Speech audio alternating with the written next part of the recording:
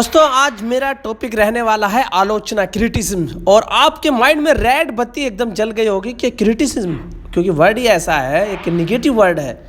लेकिन मैं आज इसके बारे में बताऊंगा कि अगर आप इस क्रिटिसिज्म को अपनी लाइफ में उतारेंगे पॉजिटिव तरीके से, तो जिस तरीके से कैप्सूल काम करता है उसी तरीके से आपकी क्रिटिसिज्म या आलोचना वर्ड आपकी ज़िंदगी में बहुत ज़्यादा परिवर्तन लाएगा।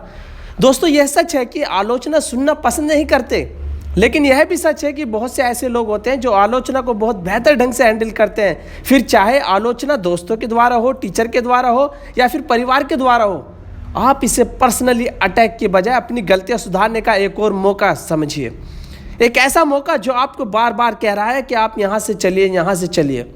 मैं आपको बताऊँगा आलोचना कैसे हमारी ज़िंदगी में चार चांद लगाती है, कैसे ये हमारी लाइफ में पॉजिटिव बन कर के आएगी। मैं आपको बताऊंगा सबसे पहले हमें गलतियां पता चलती हैं। अगर हम आलोचना सुनते हैं तो हमें गलतियां सुधारने का मौका मिलता है। ये ह्यूमन नेचर है दोस्तों, हमें अपनी गलतियां दिखाई नहीं पड़ती। अगर हमें कोई अपनी गलतियों के बारे में बताए भी तो हमें उसका एहसान मानना चाहिए, बजाय इसके कि हम उससे नाराज़ हों, उससे गुस्सा हो, उससे दूर जाए। नहीं, क्योंकि ये आलोचनाएँ जो है अक्सर टीचर, पेरेंट्स या फ्रेंड सर्किल में ही होती हैं। दुनिया के अमीर पर्सनैलिटी में शुमार बिल गेट्स ने कहा था कि आपको सबसे ज़्यादा आपके अनसेटिस्फाई कस्टमर ही आपको सिखाते हैं।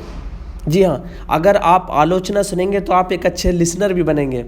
दोस्तों जब आप किसी के बारे में आलोचना को ध्यानपूर्वक और धैर्य से सुनते हैं तो इससे हमें एक अच्छा वक्ता बनने में बहुत ज़्यादा मदद मिलती है।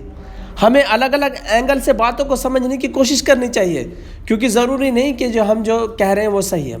अगर हम आलोचना सुनेंगे दोस्तों तो हमारी विनम्रता बढ़ेगी।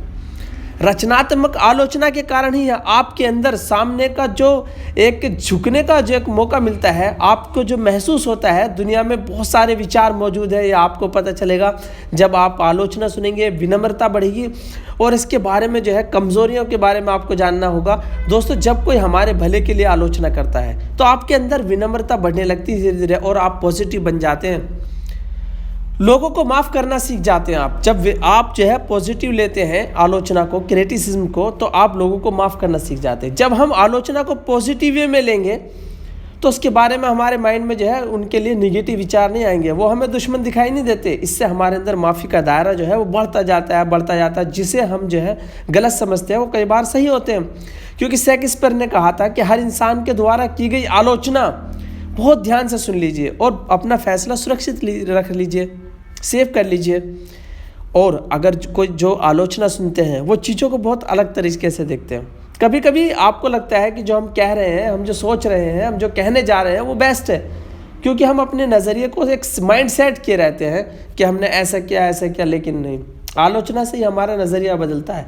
हम वो चीज़ों को देख पाते हैं जिनके बारे में हमने सोच नहीं सकते। दोस्तों हेनरी फोर्ड, किसने नाम नहीं सुना, लेकिन वो आलोचना और विफलताओं के कारण ही बड़े बने। आपने ये चीज़ देखा होगा, जब संसद भवन में हमारी कार्रवाई होती है तो अपोजिशन को पूरा मौका दिया जाता है बोलने का, इसीलिए कि ताकि जो है वो चीज़ों को अलग तरीके से सोचे। जो विचार हमने सोचे हैं माइंडसेट में, हो सकता हमसे बेस्ट विचार उनके हों तो हम उनको ऐड कर लें अपने किसी भी चीज़ में।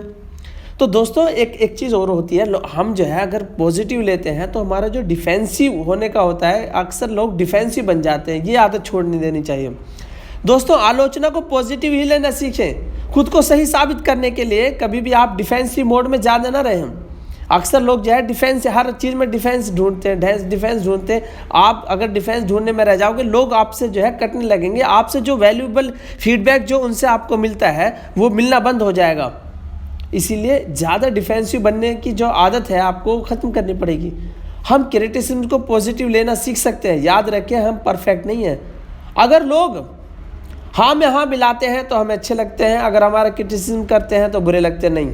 ऐसा नहीं है, हमें बहुत पॉजिटिव तरीके से सोचना है, वरना हम ऐसी गलती कर बैठेंगे। क्योंकि लोगों के साथ अक्सर आमतौर पर समस्या यही होती है कि वो झूठी तारीफ़ों द्वारा बर्बाद होना पसंद करते हैं, बजाय सच्ची आलोचना द्वारा सफल होना या जाग जाना। तो दोस्तों आज से हमें क्रिटिसिज्म को निगेटिव नहीं बल्कि पॉजिटिव लेना है, और यही कोशिश करनी है कि हमें पॉजिटिव ही रहना है। और जो क्रिटिसिज्म है वो हमें गलती सुधारने का एक मौका मिलता है, हमें चांस मिलता है। अगर आप ऐसा करेंगे तो मैं आपसे दावे के साथ कह रहा हूँ आप जो है सफल ज़रूर होंगे। Thank you very much. जय हिंद, जय भारत।